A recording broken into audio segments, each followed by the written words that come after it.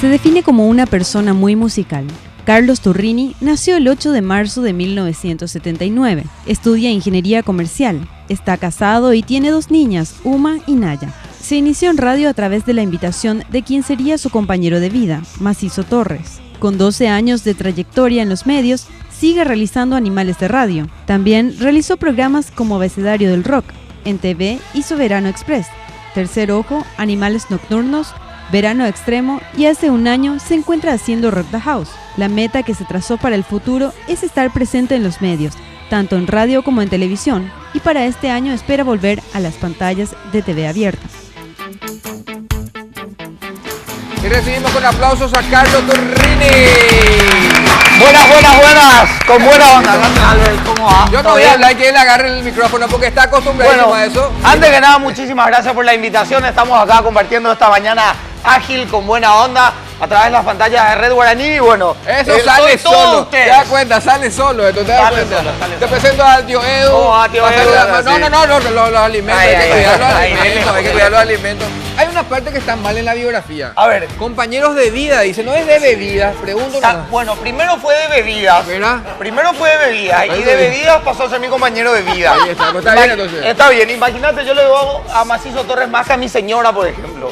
¿En serio me decís? Esto me preocupa un poco, Albert. A mí me preocupa más porque yo lo tenía como, bueno, está bien. Pero son gajes del oficio. Sí, mira, nosotros somos 4 en el grupo, así que bueno. Pasamos al link con el señor Carlos Turrini. Me parece que Turri va a terminar entrevistándolo a nosotros. Sí, algo así. ¿Cómo te va, Carlos? Así la vino Macizo la otra, ahí nos empezó a hablar nosotros. Y nosotros decíamos sí, ¿Qué tal, Turri? ¿Cómo estamos? Andamos, bueno, realmente me estoy recuperando de una lesión importante que tuve. Me caí de la bicicleta la otra vez. Después vamos a mostrar las heridas. Bueno, por lo menos te pasó así, cayéndote algo. Hay gente que se cae en la escalera y ya se lesiona. En serio, bueno, pero me caí de la nada. ¿Viste la tierrita en el asfalto? Traicionera. Eso es lo peor que te puede pasar. ¿Vos estás con la onda también de ir a trabajar en bici y demás? ¿O?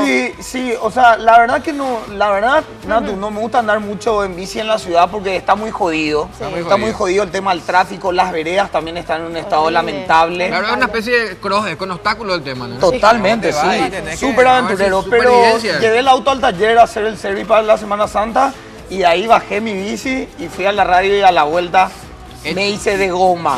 Vamos a mostrar, señor, entonces va a parar. Uno de los estigmas, espera, te voy a mostrar todo. Parate, Carlos. Es más chiquitito. Espérate, Carlos. Uno de los estigmas, el más chiquitito, hacemos foco en esto, por favor.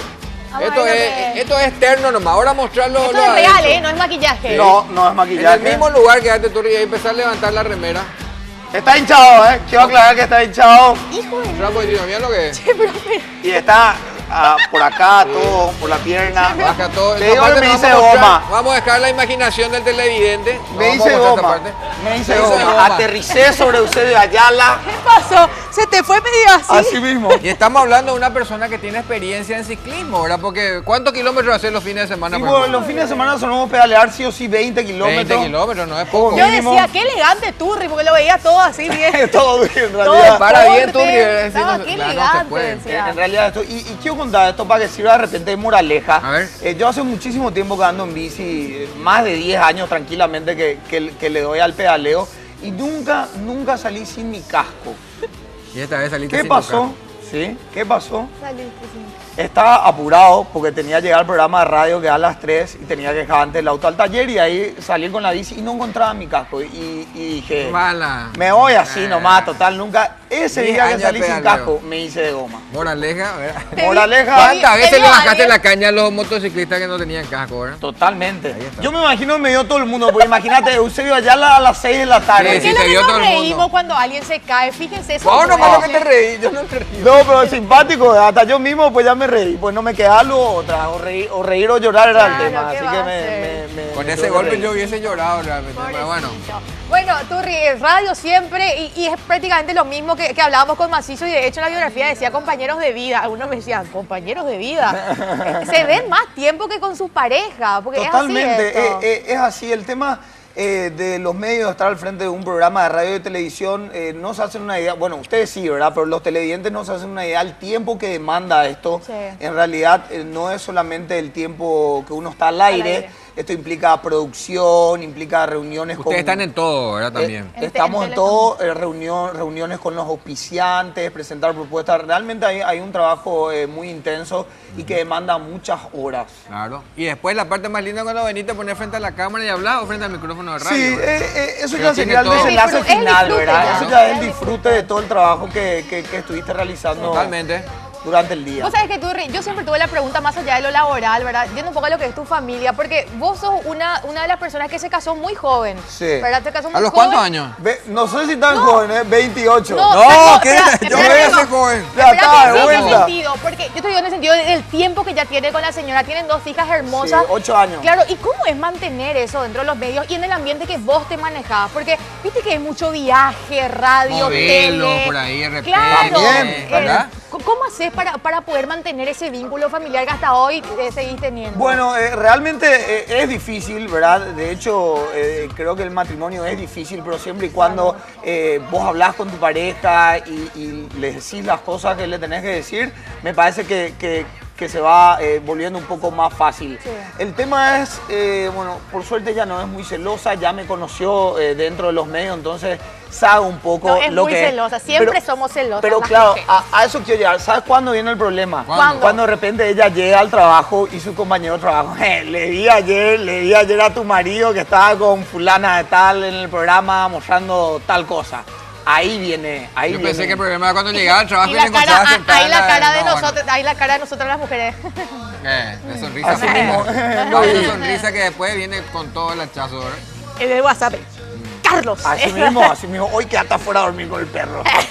No, pero es Pero buenísima onda. pero lo llevan, eso tío, porque no Lo es llevamos. fácil. No. No es fácil estar en los medios. Porque fíjate, ustedes están, radio, tele, están con el tema de esto de las bandas de rock y tienen los viajes también. ¿Cómo hacen con el viaje? ¿Vas con la señora? ¿Vas solo? No, solo, realmente voy solo porque, bueno, si No, voy un es ambiente porque tengo que laburar ahí, Claro. porque tengo que hacer el tema de la producción de conciertos y de eventos. Y nada, es mi trabajo, por suerte ella acepta.